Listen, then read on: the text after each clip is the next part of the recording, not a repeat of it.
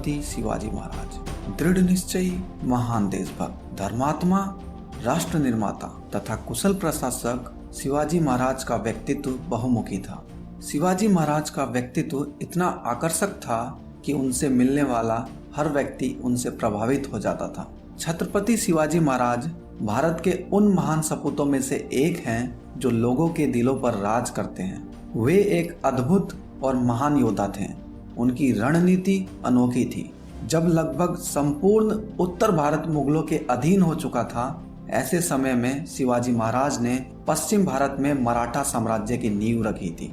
बहुत से लोग इन्हें हिंदू हृदय सम्राट कहते हैं, तो कुछ लोग इन्हें मराठा गौरव भी कहते हैं, जबकि वे भारतीय गणराज्य के एक महानायक थे। धार्मिक कार्य में शिवाजी महाराज की काफी रुचि थी।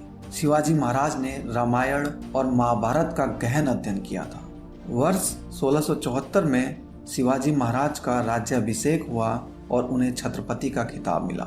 आइए उनके जीवन के बारे में विस्तार से जानते हैं। साहस, शौर्य तथा तीव्र बुद्धि के धनी शिवाजी महाराज का जन्म 19 फरवरी 1630 को शिवनेरी दुर्ग में हुआ था। शिवाजी महाराज की जन्म तिथि के विषय में सभी विद्वानों का अलग अलग मत है। कुछ विद्वानों के अनुसार इनका जन्म 20 अप्रैल 1627 बताया जाता है। शिवाजी महाराज के पिता का नाम शाहजी भोसले और उनकी माता का नाम जीजाबाई था। माँ जीजाबाई ने शिवाजी का नाम भगवान शिवाय के नाम पर शिवाजी रखा था। उनकी माता भगवान शिवाय से स्वस्थ संतान के लिए प्रार्थना किया करती थी। शिवाजी महाराज के चरित्र पर उनकी माता का बहुत बड़ा प्रभाव पड़ा था। माँ जीजाबाई जादव कुल में उत्पन्न असाधारण प्रतिभाशाली महिला थी। शिवाजी की शिक्षा दीक्षा माता जीजाबाई के संरक्षण में हुई थी। माता जीजाबाई धार्मिक प्रवृत्ति की महिला थी। शिवाजी महाराज के बड़े पुत्र का नाम संभाजी था, जो अधिकतर समय अपने पिता शिवाजी महाराज के साथ ही रहते थे। शिवाजी महाराज का विवाह 14 मई 1640 में सईबाई निमलाकर के साथ लाल महल पुणे में हुआ था। शिवाजी महाराज के आध्यात्मिक गुरु का नाम गुरु समर्थ रामदास जी था। शिवाजी महाराज के चरित्र विकास में उनके गुरु का महत्वपूर्ण योगदान है। गुरु रामदास जी हिंदू पद पादशाही के संस्थापक थे। उन्होंने मराठी भाषा में दासबोध नामक ग्रंथ की रचना की थी। उन्होंने पूरे भारत में 1100 मठों और अखाड़ों को स्थापित किया था। वे हनुमान जी के परम भक्त थे। ऐसी मान्यता है कि वे हनुमान जी के अवतार थे। शिवाजी महाराज के गुरु ने उन्हें जननी और जन्मभूमि की रक्षा का पाठ पढ़ाया था।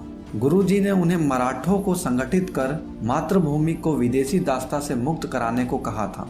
शिवाजी महाराज के संरक्षक दादाजी कोंडेव ने भी शिवाजी को धार्मिक ग्रंथों के साथ साथ युद्ध कला और युद्ध प्रबंध की भी शिक्षा दी थी, जैसे कि घुड़सवारी, तलवारबाजी और निशानेबाजी आदि बहुत सी चीजें दादाजी कोंडेव ने शिवाजी महाराज को सिखाया था। अब क्या था? शिवाजी महाराज का मुगलों से पहला मुकाबला हुआ। मुगलों के शासक औरंगजेब का ध्यान उत्तर भारत के बाद साउथ भारत की तरफ गया। उसे शिवाजी के बारे में पहले से ही मालूम था। उस समय औरंगजेब ने दक्षिण भारत में अपने मामा शाइस्ता खान को सूबेदार बना दिया था। शाइस्ता खान अपने 1.5 लाख सैनिकों को लेकर पुणे पहुंच गया और उसने 3 साल तक लूटपाट की। एक बार शिवाजी महाराज ने अपने 350 मावलों के साथ उन पर हमला कर दिया था। तब शाइस्ता खान अपनी जान बचाकर भाग खड़ा हुआ और शाइस्ता खान को इस हमले में अपनी 4 उंगलियां खोनी पड़ी। इस हमले में शिवाजी महाराज ने शाइस्ता खान के पुत्र और उनके 40 सैनिकों का वध कर दिया था।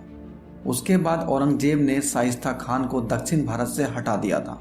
इस जीत से शिवाजी महाराज की शक्ति और मजबूत हो गई थी।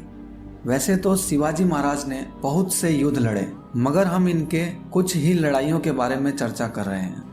अब शिवाजी महाराज का आदिलशाही साम्राज्य पर आक्रमण हुआ। शिवाजी महाराज ने 1645 में आदिल शाह सेना को बिना सूचित किए कोंडाना किले पर हमला कर दिया। इसके बाद आदिल शाह सेना ने शिवाजी के पिता शाहजी को गिरफ्तार कर लिया था। शाहजी उनके पिता उस समय कर्नाटक राज्य में थे और दुर्भाग्य से शिवाजी महाराज के पिता को सुल्तान के कुछ गुप्तचरों ने बंदी बना लिया था। उनके पिता को एक शर्त पर रिहा किया गया कि शिवाजी महाराज बीजापुर के किले पर आक्रमण नहीं करेंगे और फिर पिताजी की रिहाई के लिए शिवाजी महाराज ने भी अपने कर्तव्यों का पालन करते हुए 5 साल तक कोई युद्ध नहीं किया। और तब शिवाजी महाराज अपनी विशाल सेना को मजबूत करने में लगे हुए थे। शिवाजी महाराज की बढ़ती हुई शक्ति को देखकर आदिल शाह ने वर्ष 1659 में अपने सबसे बहादुर और मक्कार सेनापति अफजल खान को 1.25 लाख सैनिकों के साथ शिवाजी को मारने के लिए भेजा। शिवाजी को उकसाने के लिए अफजल खान मंदिरों को तोड़ता जा रहा था, लेकिन महाराज शिवाजी प्रतापगढ़ के दुर्ग पर ही डटे हुए थे। शिवाजी ने अफजल खान को लड़ने के बजाय मिलने का प्रस्ताव रखा। उस समय दोनों के मिलने पर एक शर्त रखी गई थी कि वह दोनों अपने साथ एक ही तलवार लेकर आएंगे। शिवाजी को अफजल खान पर भरोसा नहीं था। उन्होंने अपने कपड़ों के नीचे कवच पहन लिया था और अपनी दाईं भुजा पर बाघ नख बांध लिया था। इसीलिए कहा जाता है कि शिवाजी की रणनीति अनोखी थी। शिवाजी और अफजल खान 10 नवंबर 1659 को प्रतापगढ़ के किले के पास एक झोपड़ी में मिले। वही हुआ जिसकी आशंका शिवाजी को पहले से ही थी। अफजल खान ने शिवाजी पर हमला कर दिया। कवच के कारण शिवाजी बच गए और फिर शिवाजी ने अपने बाघनख से अफजल खान पर हमला कर दिया। हमला इतना घातक था कि अफजल खान बुरी तरह से घायल हो गया और उसकी मृत्यु हो गई। इसके बाद शिवाजी के सैनिकों ने बीजापुर पर आक्रमण कर दिया। शिवाजी ने प्रतापगढ़ के युद्ध में बीजापुर की सेना को हरा दिया।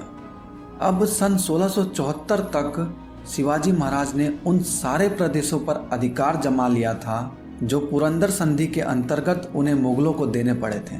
और फिर उनका राज्याभिषेक हुआ। शिवाजी के राज्याभिषेक करने के 12वें दिन बाद ही उनकी माता का देहांत हो गया था और फिर दूसरा राज्याभिषेक हुआ। अब 3 अप्रैल 1680 में लगातार 3 सप्ताह तक बीमार रहने के बाद यह वीर हिंदू सम्राट शिवाजी महाराज सदा के लिए इतिहासों में अमर हो गए। उसके बाद उनके पुत्र को राजगद्दी मिली। उम्मीद करते हैं आपको अमर छत्रपति शिवाजी महाराज से बहुत कुछ सीखने को मिला और साथ ही आपको यह वीडियो अच्छी लगी तो वीडियो को लाइक करना ना भूलें और हमारे साथ बने रहने के लिए चैनल को सब्सक्राइब करके हमें सपोर्ट जरूर करें।